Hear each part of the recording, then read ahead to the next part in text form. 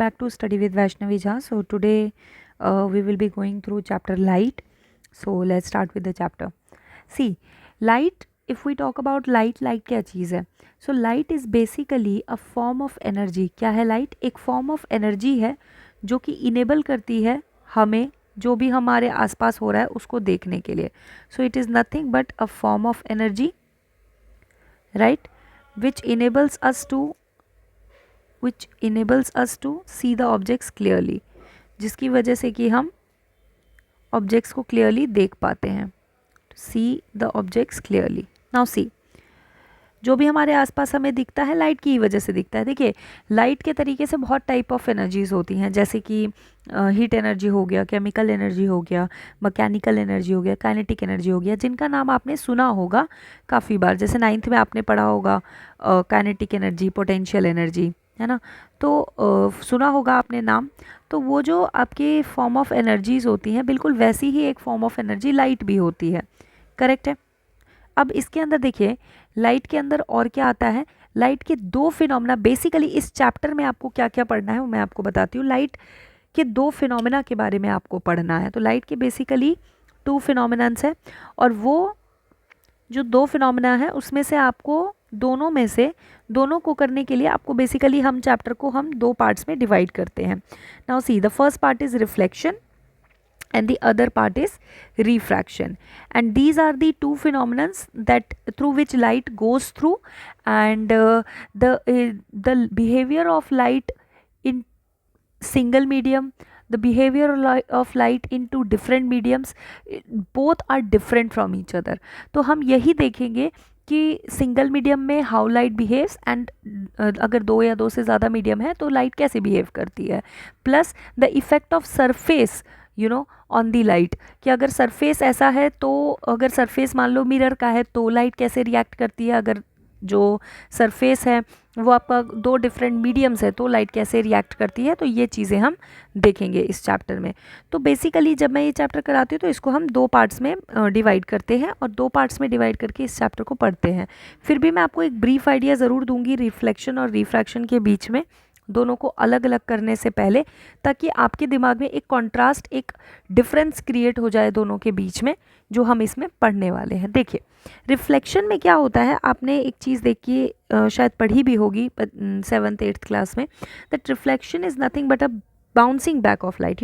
जैसे इस तरीके से अगर ये आपका मिरर सरफेस है और यहाँ पे आपकी लाइट आ रही है, तो क्या होता है जब लाइट इसको हिट करके सरफेस को और वापस इसी मीडियम में चली जाए, this is known as reflection.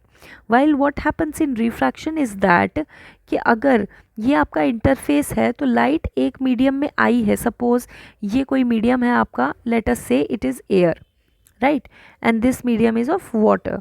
Now light is entering into air, right. Light ने एयर में एंटर किया है, but the point it enters into water, जैसे ही वाटर में एंटर करेगी the light passes through this medium, है ना, पास करती है और थोड़ा सा बेंड भी करती है. बेंडिंग हम बाद में समझेंगे, but the point of difference here is that in reflection the medium is not changed, light is still in air only, light is in the same plane only, right. But if we talk about refraction, you can see that light is not anymore in the same plane, light same plane में नहीं है. ये अगर इस plane में light आई थी तो second plane में चली जा चुकी है लाइट. तो रिफ्रैक्शन और रिफ्लेक्शन में यही एक, मतलब इस तरीके का एक डिफरेंस आप देख सकते हैं, that in reflection the light ray which is coming and the light ray which is going, both the light rays are in the same plane, while that is not with the case of refraction. Why? Because the light is not in the same medium, it is coming through a different medium and it is going through a different medium. तो आपका ये difference है, ठीक है. तो इस चीज़ को हम पढ़ेंगे डिटेल में. तो रिफ्लेक्शन से हम स्टार्ट कर रहे हैं, which is basically the first part of the chapter that we will be starting. तो first part of the chapter है, तो हम हेडिंग डालते हैं रिफ्लेक्शन और वहाँ से काम करते हैं शुरू. नाउ सी, देखिए रिफ्लेक्शन क्या होता है. Reflection is bouncing back of light. क्या है reflection? Bouncing back of light है, ठीक. बाउंसिंग बैक ऑफ लाइट कैसे? बाउंसिंग बैक मतलब क्या होता है, रिफ्लेक्शन क्या होता है, ये अब हम समझते हैं. देखिए, मान लीजिए कि ये आपका एक मिरर सरफेस है, लेट अस से this is a mirror surface, right. Now if this is a mirror surface, तो देखिए मिरर सरफेस में ना आपको जितना ज़रूरी है रिफ्लेक्टिंग पोर्शन बनाना, उतना ही ज़रूरी है रफ पोर्शन बनाना। तो देखिए ये जो साइड होती है जहाँ पे आप कोई लाइन ड्रॉ नहीं करते हैं, ये रिफ्लेक्टिंग पोर्शन होता है। रिफ्लेक्टिंग पोर्शन का मतलब क्या हुआ, दैट यहाँ पे लाइट आएगी और यहाँ पे लाइट स्ट्राइक करके उधर जाएगी, मतलब जहाँ भी जाना है वहाँ जाएगी। लेकिन ये पोर्शन रफ पोर्शन होता है, ये नॉन रिफ्लेक्टिंग साइड होती है। मतलब ये जो हम लाइंस ड्रॉ कर रहे हैं, ये डिज़ाइनिंग के लिए नहीं कर रहे हैं, या मिरर को या सरफेस को सुंदर दिखाने के लिए नहीं कर रहे हैं। We are drawing it for the purpose of showing that this is the rough portion, this is the non reflecting side of the mirror, right. तो ये आपका क्या बना है, ये है मिरर। नाउ सी, ये लाइट रे जो है हमारी, दूसरा कलर चूज कर लेती हूँ ताकि आपको अच्छे से मैं बता सकूँ, है ना। देखिए ये लाइट रे जो है ये आई, यहाँ पे आई, ठीक। मिरर को इसने क्या किया, इसने मिरर को किया स्ट्राइक। अब समझिए, मिरर को स्ट्राइक करके ये लाइट रे जो है ये क्या करेगी, आगे जाएगी।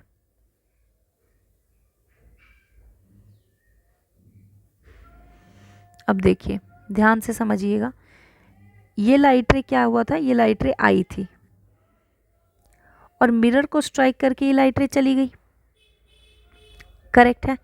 अब इनके बीच ये जो लाइट रे आई है, इस लाइट रे को क्या कहते हैं, इस लाइट रे को कहते हैं इंसिडेंट रे। ये जो लाइट रे आई है इसको कहते हैं इंसिडेंट रे। जो लाइट रे रिफ्लेक्ट होके गई है उसको क्या कहेंगे, रिफ्लेक्टेड रे। इस लाइट रे को क्या कहेंगे, रिफ्लेक्टेड रे। समझते जाइएगा।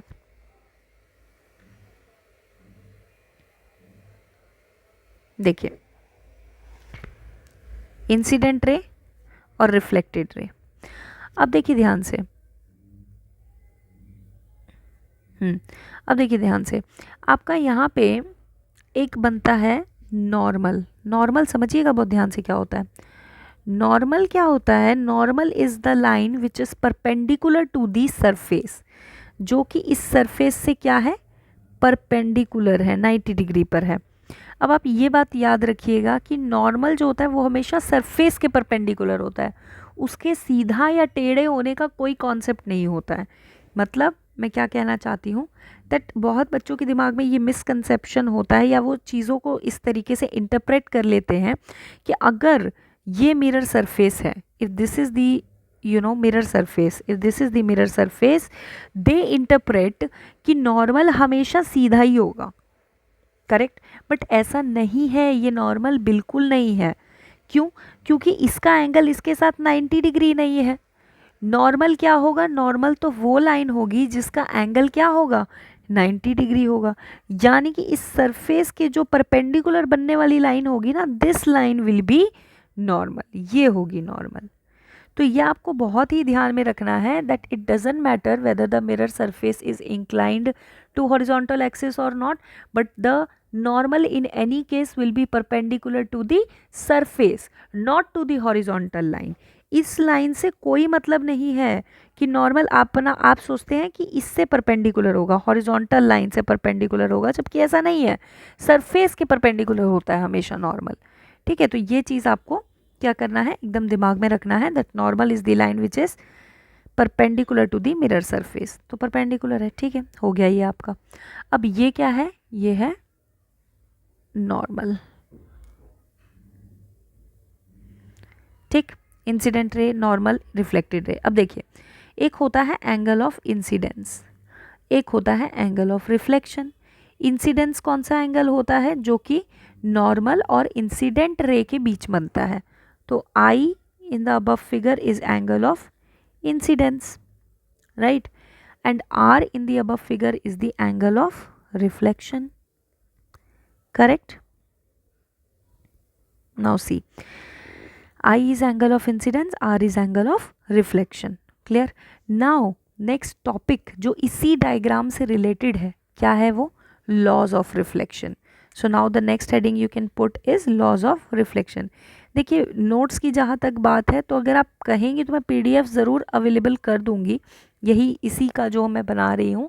लेकिन आई वुड सजेस्ट कि आप, अगर आपके पास कोई नोट्स का स्कोप नहीं है या सोर्स नहीं है, या आपके नोट्स डिसकंटिन्यूड फॉर्म में है, कभी आप जाते हैं कभी स्कूल नहीं जाते हैं, या जो भी इनकम्प्लीट हैं, समझ नहीं आ रहे हैं, क्लमजी हैं, ये है वो है, जो भी है, तो एक जगह से आप ज़रूर, चाहे वो कोई भी साइट या एनीथिंग, ट्यूशन, स्कूल, कहीं से भी, बट एक जगह आपके पास नोट्स होने चाहिए।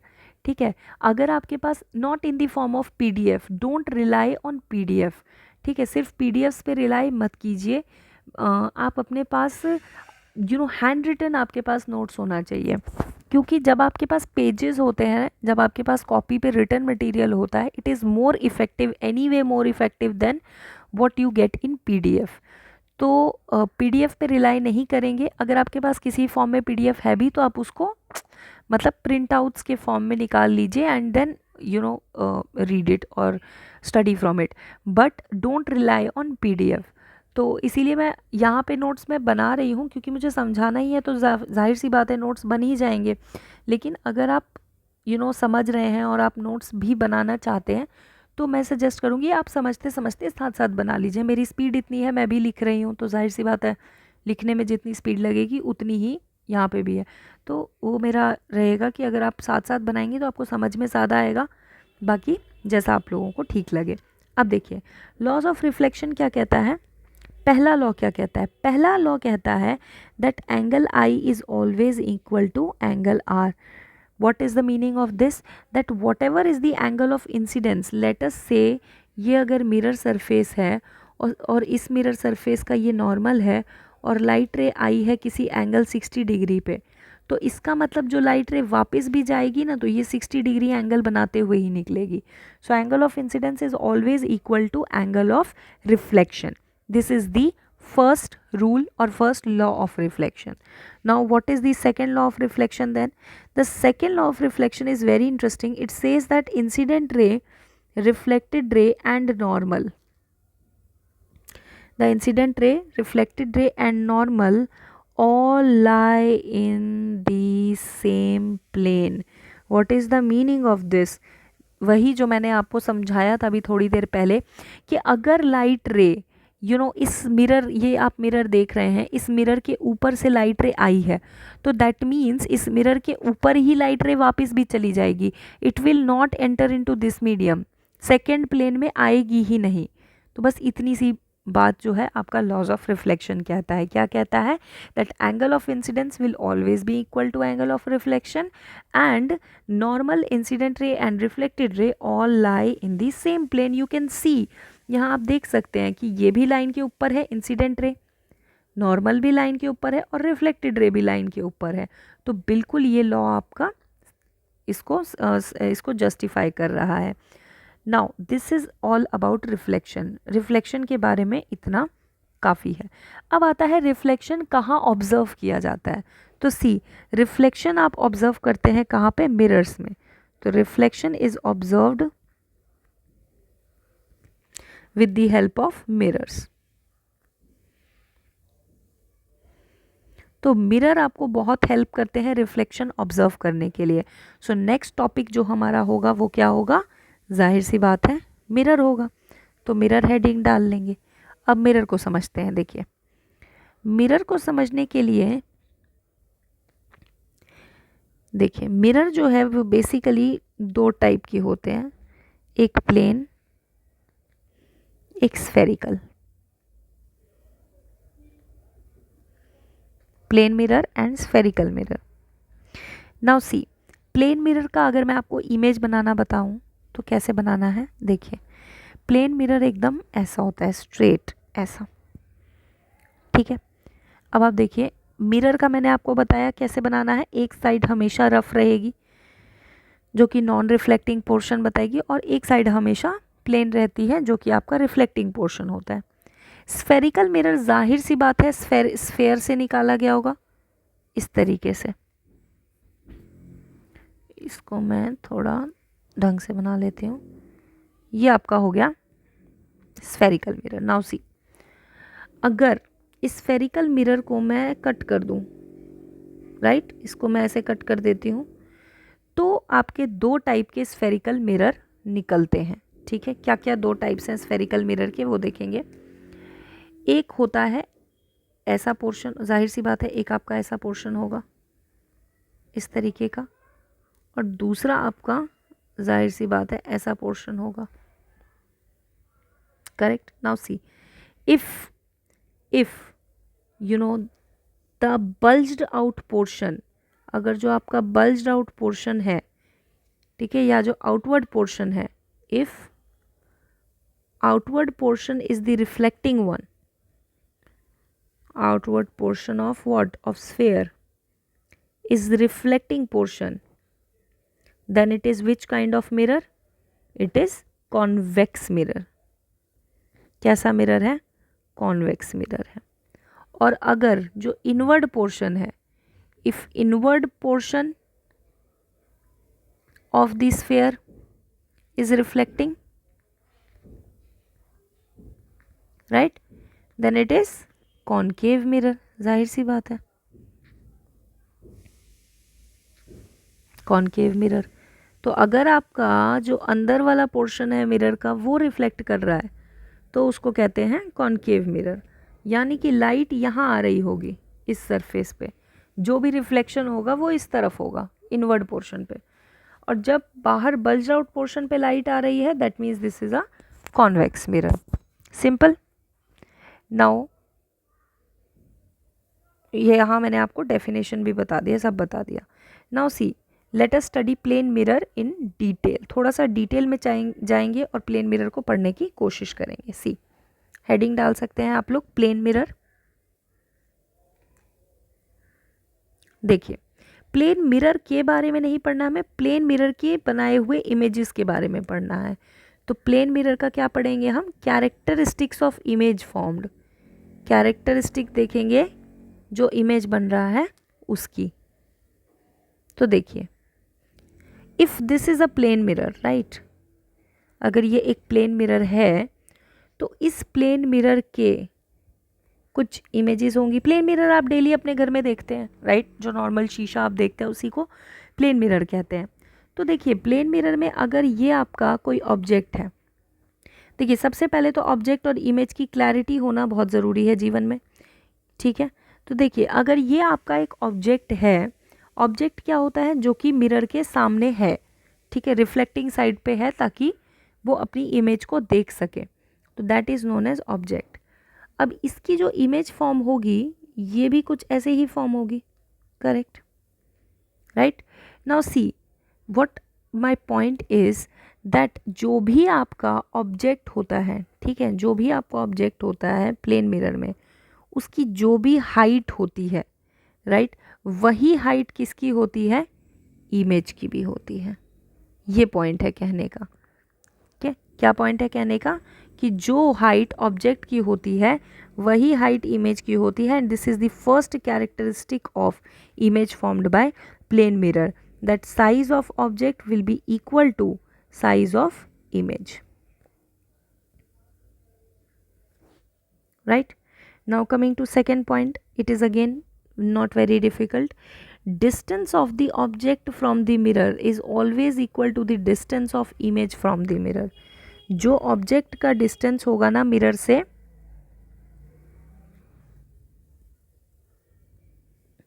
जो ऑब्जेक्ट का डिस्टेंस होगा मिरर से वही इमेज का डिस्टेंस होगा मिरर से। Distance of the object from the mirror is equal to the distance of image from the mirror, right, it is equal to the distance of the image from the mirror। हो गया, second property भी खत्म।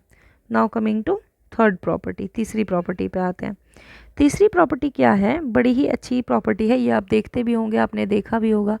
जो आपका left होता है वो image का राइट होता है, जो आपका राइट होता है वो इमेज का लेफ्ट होता है। इसी को कहते हैं लेटरल इन्वर्जन। तो कैसी इमेज फॉर्म होती है, लेटरली इन्वर्टेड इमेज फॉर्म होती है। Means left of object is right of image, left of object is right of image, इसी को कहते हैं क्या, lateral inversion. And last but not the least, nature virtual and erect. जो image बनती है वो कैसी बनती है? वर्चुअल एंड इरेक्ट इमेज बनती है। अब देखिए वर्चुअल एंड इरेक्ट का मतलब मैं आपको समझाती हूँ। वर्चुअल मतलब होता है that does not exist in real, तो ये इमेज कहाँ बनती है? बिहाइंड द मिरर फॉर्म होती है, ठीक है। और इरेक्ट का मतलब होता है सीधा। सीधा का मतलब क्या है? जैसे ऑब्जेक्ट रखा है बिल्कुल वैसे ही इमेज बनेगी। जैसे आप यहाँ पे देखिए, ऑब्जेक्ट का सर ऊपर है, पैर नीचे है, तो इमेज का भी सर ऊपर है और पैर नीचे है, तो ये सीधी इमेज बनी है ना। इस तरीके की इमेज को कहते हैं virtual and erect. Virtual means behind the mirror, यानी कि non reflecting portion, non reflecting side पे इमेज बन रही है तो बिहाइंड द मिरर बन रही है। और इरेक्ट मतलब सीधा, यानी कि जैसा ऑब्जेक्ट रखा है बिल्कुल इमेज भी वैसा ही फॉर्म हुआ है। तो ये 4 कैरेक्टरिस्टिक्स है प्लेन मिरर की। अब देखिए इसमें 2-3 तरह के क्वेश्चन बनते हैं, ठीक है। पहला क्वेश्चन तो आपका क्या बन जाता है कि which of the following is और इज नॉट, कुछ भी हो सकता है, ठीक है। Which of the following is और is not the characteristics of image formed by plane mirror, यानी कि इनमें से कौन सा, ठीक है, जो आपका ऑब्जेक्ट और इमेज है, सॉरी इमेज फॉर्मेशन है बाय प्लेन मिरर, उसका करेक्ट कैरेक्टरिस्टिक नहीं बता पा रहा है या बता पा रहा है। तो वो आपको देखना है, इन चारों पॉइंट्स को मैच करना है कि क्या सही है क्या नहीं। एक क्वेश्चन इसमें और बड़ा अच्छा सा बन सकता है। वो क्वेश्चन क्या है? That which of the following shows, right, which of the following shows lateral inversion. आपसे कहेगा इनमें से कौन सा लेटरल इन्वर्जन शो करता है, ये बताइए। करेक्ट है। अब आप देखिए ऑप्शन में आपको दे देंगे जैसे ए, ठीक है, ऑप्शन में दे देंगे बी, ऑप्शन में दे देंगे डब्लू, अच्छा सा तमीज़ वाला डब्लू बना के देंगे, और डी में दे देंगे एच। अब आपसे कहेंगे बताइए कि इनमें से कौन सा लेटरल इन्वर्जन शो कर रहा है, मींस इसमें से आप किसका लेफ्ट और राइट आइडेंटिफाई कर पाएंगी। तो देखिए ध्यान से, लेटरल इन्वर्जन होगा सबका, पर क्या ए का लेटरल इन्वर्जन दिखेगा? नहीं, सेम मिरर इमेज बनेगी। बी का लेटरल इन्वर्जन दिखेगा, 100% दिखेगा, और आपको इसमें लेफ्ट राइट साइड भी आइडेंटिफाई हो जाएगी। डब्लू की अगर बात करें तो डब्लू में भी आपको लेटरल इन्वर्जन पता नहीं चलेगा। एच की अगर बात करें तो एच में भी आपको लेटरल इन्वर्जन पता नहीं चलेगा, ठीक है। तो ये लेटर्स आपके सेम बने हैं ना, जैसे ऑब्जेक्ट है वैसे, तो इसमें आप लेटरल इन्वर्जन नहीं बता पाएंगे। लेकिन बी देख के आपको पता चल रहा है कि हाँ भाई ये उल्टा हो रहा है, इसका मतलब this is showing lateral inversion. तो एक इस तरीके का। अब ऐसे बहुत से लेटर्स हैं जो लेटरल इन्वर्जन शो करते हैं, जैसे आप देखिए एस लेटरल इन्वर्जन शो करता है, जेड लेटरल इन्वर्जन शो करेगा, है ना। आर भी लेटरल इन्वर्जन शो करेगा, पी भी शो करेगा, क्यू तो इसमें बनेगा, इसमें ऐसा बन जाएगा, उल्टा कैसे बनाऊं, इस तरीके से बन जाएगा ऐसा कुछ, ठीक है। तो इस तरीके से आपको, मतलब आप मेरा पॉइंट समझ रहे हैं ना, कि ये सब में आप लेफ्ट राइट देख के बता देंगे क्या भाई उल्टा हो रहा है, ठीक है। इसमें भी आप बता देंगे, लेकिन ये लेटर्स जो हैं, जैसे मान लो एम है, एम तो आप नहीं बता पाएंगे इसमें, है ना। जैसे आई है, नहीं बता पाएंगे इसमें, फिर जे में आप बता देंगे। तो इस तरीके से आपका लेटरल इन्वर्जन वाली कुछ लेटर्स हैं, वो आप देख लीजिएगा कौन कौन से होते हैं। देख क्या लेंगे आप, इसमें रट्टा तो लगा नहीं पाएंगे, तो आप करिएगा ये कि थोड़ा सा अपना दिमाग लगाइए कि सिमिट्री किस में है। भैया एच में सिमिट्री होती है तो जाहिर सी बात है आप उसमें लेफ्ट राइट नहीं बता पाएंगे। एन में कोई सिमिट्री नहीं है तो एन में हो जाएगा। ओ आप देखिए, ओ देखिए, ओ यहाँ भी ऐसा यहाँ भी ऐसा, इसमें क्या लेफ्ट क्या राइट। तो इस तरीके से आप थोड़ा सा प्रेजेंस ऑफ माइंड लगाएंगे तो काम हो जाएगा। दूसरा क्वेश्चन इसमें क्या बनता है, देखिए, if the object is at a distance of 2 metre, है ना, फ्रॉम द मिरर, ठीक है, then what is the distance between object and image। अब आप ध्यान से देखिएगा, ऑप्शन में दिया रहेगा 2, ऑप्शन में दिया रहेगा 4, ऑप्शन में देगा 6, ऑप्शन में दे रहेगा 8।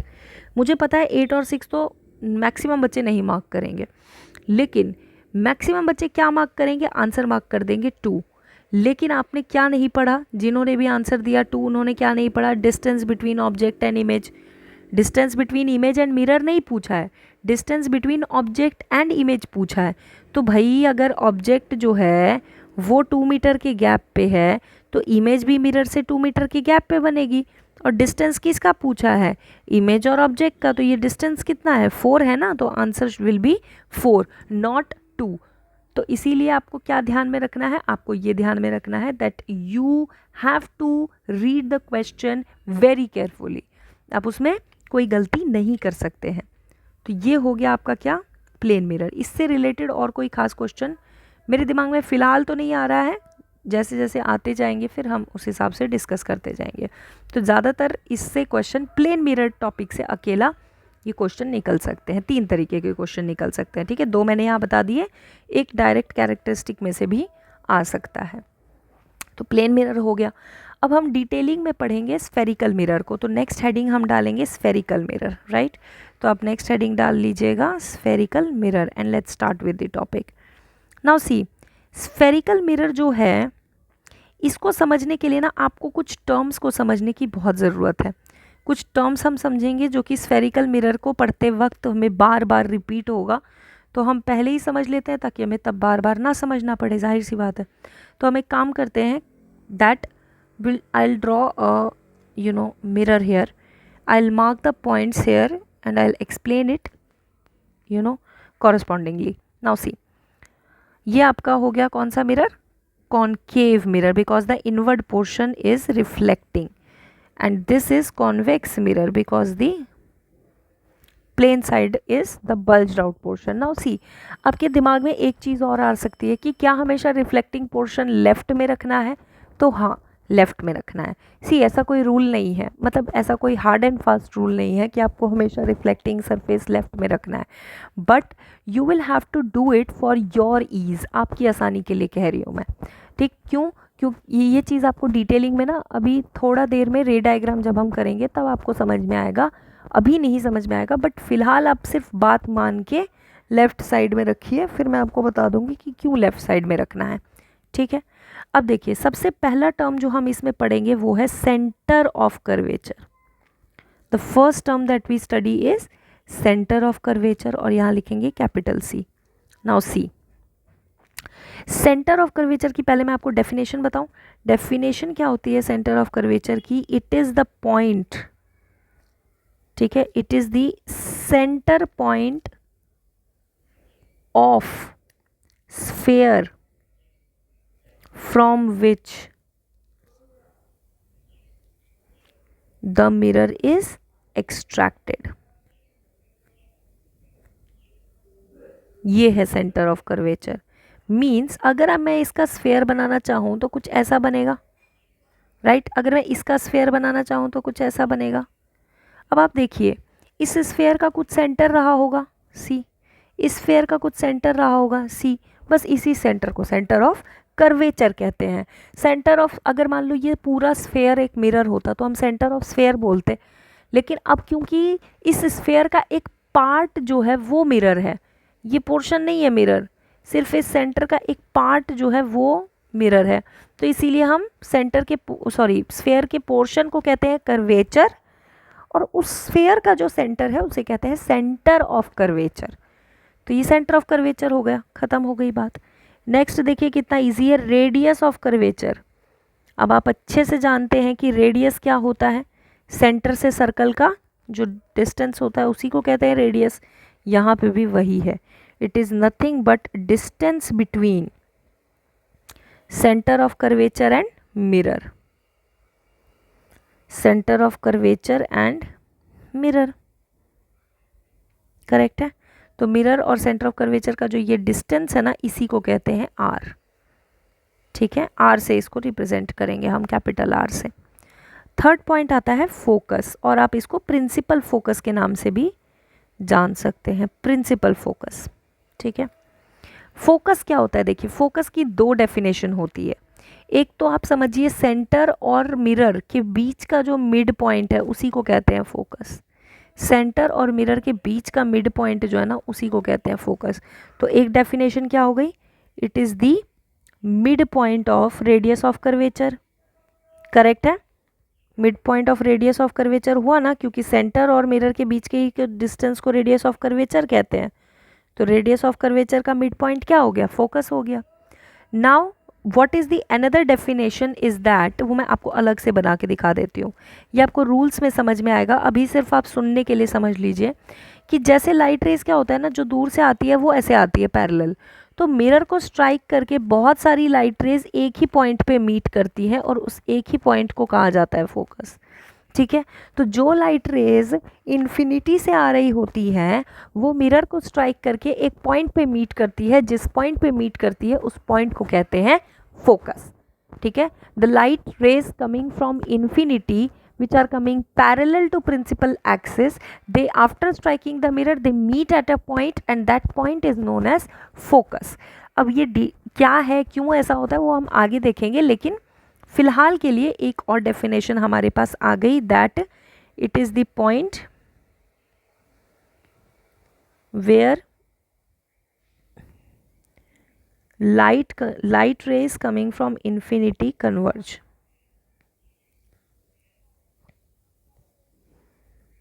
Light rays coming from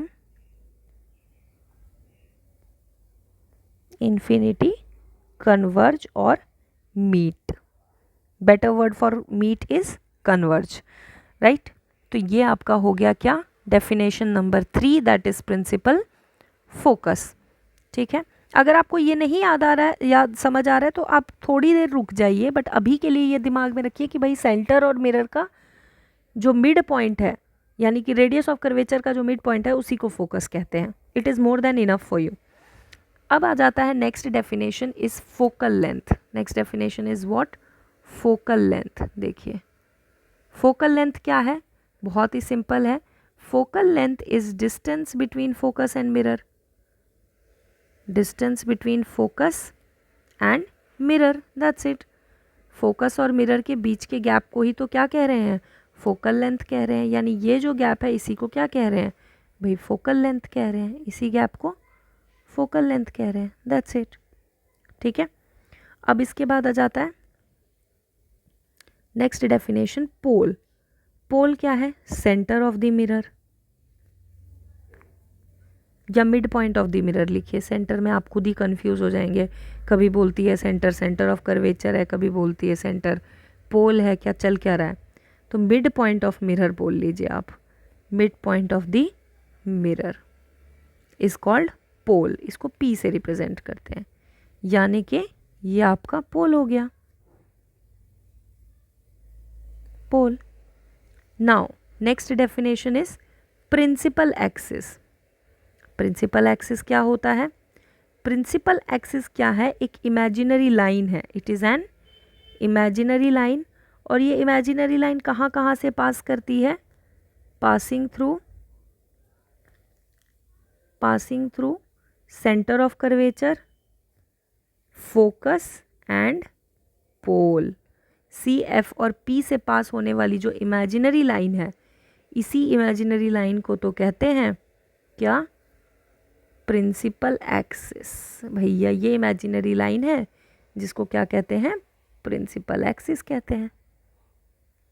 clear, ये आपकी हो गई पीए, पर्सनल असिस्टेंट नहीं, प्रिंसिपल एक्सिस। ठीक है, अब आ जाता है लास्ट, जिसको हम मार्क नहीं करते लेकिन आपको पता होना चाहिए कि क्या है, and that is what it is, aperture. Aperture is nothing but thickness of mirror. Mirror कितनी थिक है उसी को कहते हैं एपर्चर, दैट्स इट।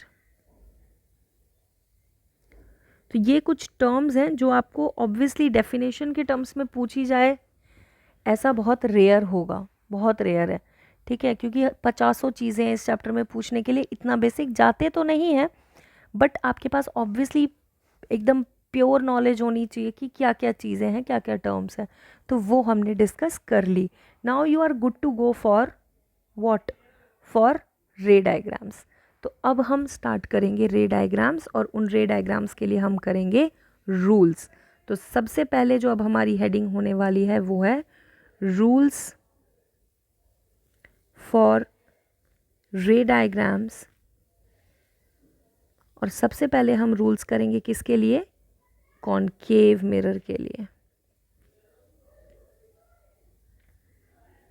या एक काम मैं कर सकती हूँ ये, कि कॉनकेव और कॉन्वेक्स मिरर के लिए क्या करूँगी, कॉनकेव और कॉन्वेक्स मिरर के लिए या तो मैं आपको यहीं पे रूल के लिए यहीं पे 6 के 6 रूल्स करा दूँ, या तो ये कर सकते हैं।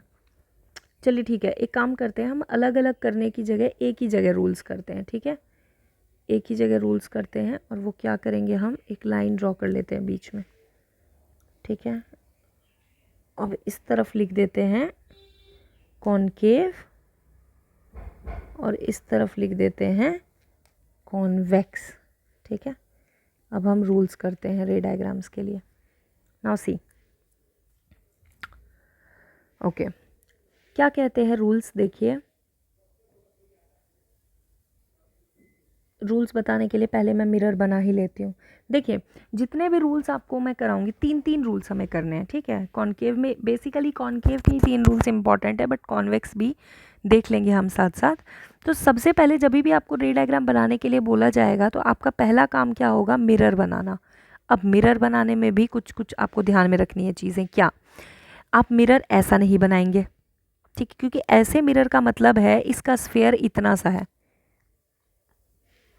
यू नो, आप इसको ओवल दे रहे हैं शेप, तो इसका आप सेंटर यहाँ बना देंगे। लेकिन आप पता है क्या करते हैं, आप करते ये हैं, रुकिए मैं आपको बताती हूँ कि आपको करना क्या है सबसे पहले, तब मैं आपको बताऊँगी कि आप क्या नहीं करना है। देखिए जो आपको करना है वो ये, जैसे ही आपसे मिरर बनाने के लिए सबसे पहले रे डायग्राम में आप क्या बनाएंगे, मिरर। तो सबसे पहले हमने बनाया मिरर, ठीक है। उस मिरर को आप क्या देंगे भैया, आप उसको प्रिंसिपल एक्सिस देंगे, ठीक है। इस प्रिंसिपल एक्सिस पे आप तीनों पॉइंट्स मार्क करेंगे, P, अंदाजन लेंगे सेंटर और उसका बीच वाला पॉइंट होगा F।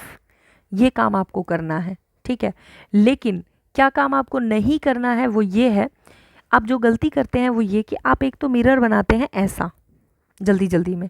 कोशिश कीजिए जितना कर्व रख सकें आप उतना कर्व रखें, क्योंकि कर्व से क्या होगा, आपको सेंटर का अंदाज़ा लगाने में आसानी हो जाएगी। It will be easy for you to assume where the centre of the mirror is. So you have to do what, you have to make the mirror edge like, you have to make a good curve for a mirror. थोड़ा सा curve उसको अच्छे से रखिएगा आप। अब ऐसे वाले में क्या होगा, आप ना ये लेंगे, ये आपने लगभग इस ऐसा इसका स्फेयर होगा और आप सेंटर बना देंगे 100 कोस दूर में बड़ा, और क्लियर डायग्राम बनाने के चक्कर में, और ये बना देंगे आप F। मतलब आपका डायग्राम जो है ना वो रफ एंड डायग्राम होना चाहिए, लेकिन रफ एंड डायग्राम में भी थोड़ा अंदाज़ा तो करेक्ट होना चाहिए ना। इसमें आप सेंटर फिर भी सही अंदाज़ा लगा लेंगे, बट इसमें आप गलत कर देंगे। या फिर आप क्या होगा, अगर आप सही अंदाज़ा लगाएंगे तो आपका सेंटर बहुत पास होगा, फोकस उससे भी ज़्यादा पास होगा, तो आपका जो रे डायग्राम बनेगा ना वो घुस जाएगा, ऑब्जेक्ट इमेज एक ही में मिक्स हो जाएगा, आपको पता ही नहीं चलेगा, इतना छोटा और इतना माइन्यूट डायग्राम बनेगा। तो इतना नहीं करना है, आपको कोशिश करनी है कि आपका जो रे डायग्राम होगा वो कैसा होना चाहिए, बहुत ही नीट एंड क्लीन। तो उसके लिए क्या है, रफ हैंड बनाइए, स्केल पेंसिल कंपास मत यूज़ कीजिए, लेकिन रफ हैंड डायग्राम में भी आपका डायग्राम एकदम फेयर लगना चाहिए। तो उसके लिए आपको क्या करना है, कर्व रखना है ज़्यादा, ताकि आप सेंटर सही अज्यूम लगा सकें, ठीक है। तो ये आपका मेरा सजेशन है, बाकी तो जैसा आपको उचित लगे इस कंपास और स्केल लेके ऑब्वियसली बना सकते हैं, उसमें भी कोई नुकसान नहीं है। बट मैं सच बताऊं, पेपर में इतना टाइम होने की पॉसिबिलिटी बहुत कम है, तो इसीलिए मैंने कहा कि आप उस हिसाब से मत बनाइएगा। बट जैसा आपको ठीक लगे आप वो कर सकते हैं। स्केल और compass is anyway the better option, but it takes too much time. Anyways, देखिए फर्स्ट रूल क्या कहता है आपका, भाई जो लाइट रे दूर से आ रही है इन्फिनिटी से, ठीक है, वो मिरर को टकराएगी और टकरा के फोकस से पास करेगी। क्या कह रहा है फर्स्ट रूल, एक बार मैं आपको दोबारा समझाती हूँ। फर्स्ट रूल ये कहता है कि जो लाइट रे दूर से आ रही है, यानी इन्फिनिटी से आ रही है, वो कैसी आ रही है, पैरेलल टू प्रिंसिपल एक्सिस आ रही है ऐसे। तो मिरर से टकराने के बाद उसको रिफ्लेक्ट करना है ना, तो रिफ्लेक्ट कहाँ करेगी, रिफ्लेक्ट करके पास होगी फोकस से। कहाँ से पास होगी, फोकस से। बस इतनी सी बात है, खत्म हो गई बात, क्लियर। रिफ्लेक्ट करके फोकस से पास करेगी, दैट्स इट, राइट। ये आपका फर्स्ट रूल है। यही चीज़ कॉन्वेक्स मिरर में भी होती है, बट कैसे होती है वो हम थोड़ा देखेंगे, अभी पहले कॉन्केव बता देती हूँ। तो पैरेलल टू प्रिंसिपल, तो इसका रूल अगर आपको लिखना है तो क्या लिखेंगे, light ray coming from infinity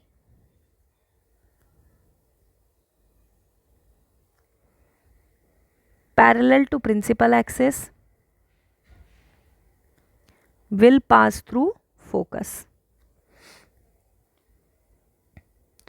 focus after reflection.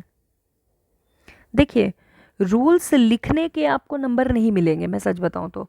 Rules आपको पेपर में नहीं पूछेगा कि रूल्स बताओ, मिरर ड्रॉ रे डायग्राम कैसे ड्रॉ करते हैं, उसका list the rules of drawing ray diagram for concave mirror. No, आपको जो पूछा जाएगा वो क्या है, इसका एप्लीकेशन, यानी कि रे डायग्राम पूछा जाएगा जिसमें हम इसको यूज़ करेंगे, जो मैं आपको आगे बताऊंगी या फिर नेक्स्ट वीडियो में बताऊंगी। तो आपको ध्यान में ये रखना है कि रूल्स, आपको स्टेटमेंट इंपॉर्टेंट नहीं है, रूल समझना इंपॉर्टेंट है, ठीक है। तो ये चीज़ हो गई, फर्स्ट रूल हो गया। सेकेंड रूल देखिए क्या होता है। सेकेंड रूल एकदम इसका उल्टा होता है। सेकेंड रूल क्या कहता है, वही बनाएंगे आप, मिरर, प्रिंसिपल एक्सिस, वही सेंटर, वही फोकस, ये वो पॉइंट्स बना लेंगे, फोकस, सेंटर।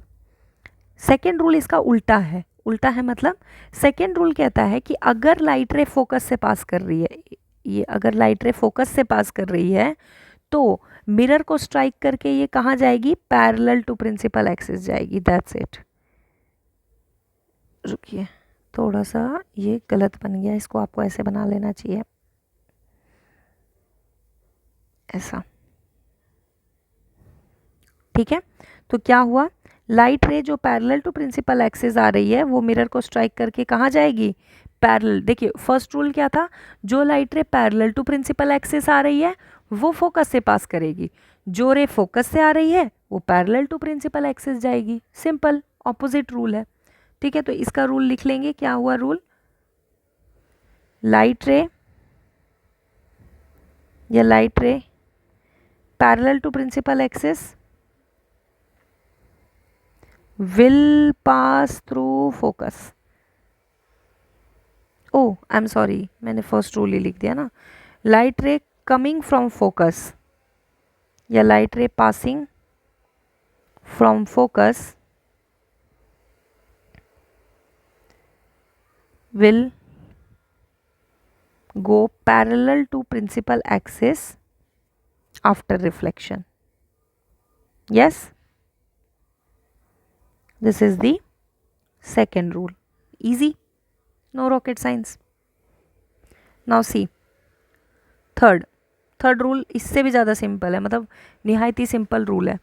क्या है थर्ड रूल, अगेन क्या करेंगे हम, मिरर बनाएंगे, अगेन क्या करेंगे, प्रिंसिपल एक्सिस बनाएंगे, अगेन क्या करेंगे, उसमें भैया फोकस डालेंगे, सेंटर ऑफ कर्वेचर डालेंगे। अब आप देखिए कितना सिंपल रूल है। रूल कहता है कि अगर लाइट रे सेंटर ऑफ कर्वेचर से गई तो वो वापस भी, अगर लाइट रे सेंटर ऑफ कर्वेचर से गई तो वापस भी इसी से जाती है। देखिए लाइट रे अगर ऐसे गई थी तो वापस भी ऐसे आएगी, यही कहता है आपका क्या, थर्ड रूल, ठीक है। तो ये चीज़ें आपको ध्यान में रखनी है। तो अगर हम इस रूल को लिखें तो क्या लिखेंगे, that light ray passing from centre of curvature, centre of curvature will retrace back its path. Retrace back समझते हैं, जहाँ से आए उल्टे पैर वापस हो जाना, तो रिट्रेस बैक इट्स पाथ। ये होता है आपका क्या, थर्ड रूल फॉर, ये आपके 3 रूल्स हो गए फॉर द रे डायग्राम ऑफ कनकेव मिरर। हाँ जी, अब देखिए कॉन्वेक्स मिरर जो है, कॉन्वेक्स मिरर में भी यही रूल्स आपके लगते हैं, but the problem here is that आपका जो लाइट रे है वो कभी भी मिरर को पास करके तो जाता नहीं है। मिरर को पास करके जब लाइट रे जाएगी नहीं तो फिर कैसे ये फोकस से पास करेगी या कैसे। तो देखिए इसका रिएक्ट करने का तरीका थोड़ा सा डिफरेंट होता है। क्या तरीका है, देखिए रूल वही है, पैरेलल टू प्रिंसिपल एक्सिस जो लाइट रे आएगी, ठीक है, उसको फोकस से तो जाना है, बट द प्रॉब्लम इज कि फोकस से जाने के लिए वो मिरर को पास नहीं कर सकती। तो हम अज्यूम करते हैं कि फोकस को तो जाएगी ही जाएगी पास करके, अज्यूम कर रहे हैं पीछे एक्सटेंड करके, बट एक्चुअली में लाइट रे कैसे जाती है, इस मिरर को स्ट्राइक करके इधर चली जाती है। हम उसको पीछे एक्सटेंड करते हैं और फोकस से पास करवाते हैं। मीन्स द पॉइंट इज, हमारा क्या पॉइंट होता है कि मिरर का ये रूल है कि लाइट रे उसको क्रॉस करके जा नहीं सकती, तो लाइट रे क्रॉस करके नहीं जाएगी।